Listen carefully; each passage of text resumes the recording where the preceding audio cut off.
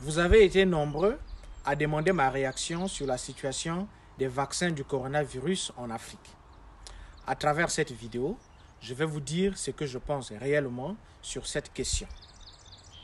Il est clair aujourd'hui que le monde entier compte sur un vaccin qui nous permettra de reprendre une vie normale et de relancer l'économie mondiale.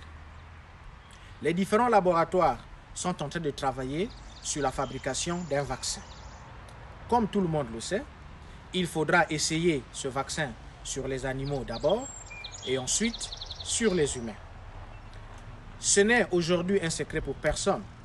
Ces laboratoires ont souvent besoin des personnes vulnérables pour essayer leur vaccin.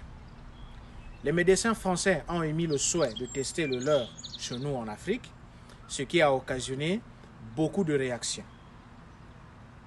Ma préoccupation aujourd'hui n'est pas réellement le vaccin, mais notre vulnérabilité.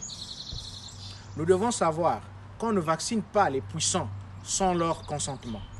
Et on ne demande jamais le consentement des vulnérables avant de les vacciner. Notre préoccupation aujourd'hui devait être celle-ci. Comment faire pour ne plus jamais être vulnérable? Dans les pays riches, les pauvres sont protégés par des lois. Mais qu'est-ce qui protège les pauvres chez nous en Afrique du moment où certains pays ont à la tête des dirigeants qui sont prêts à tout pour s'enrichir? Un laboratoire ne peut pas décider seul un matin aller tester leur vaccin sur un peuple.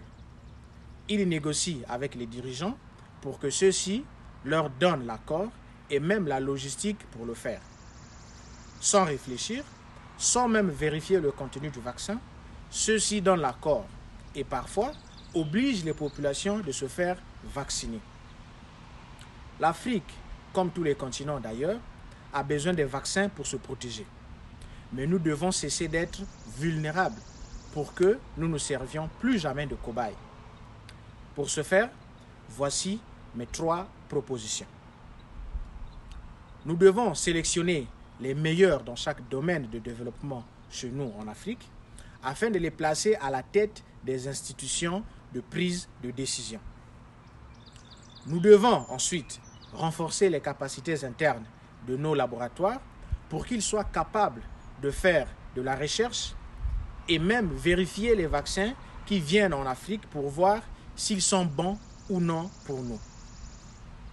Nous devons enfin encourager l'esprit scientifique et célébrer l'intelligence.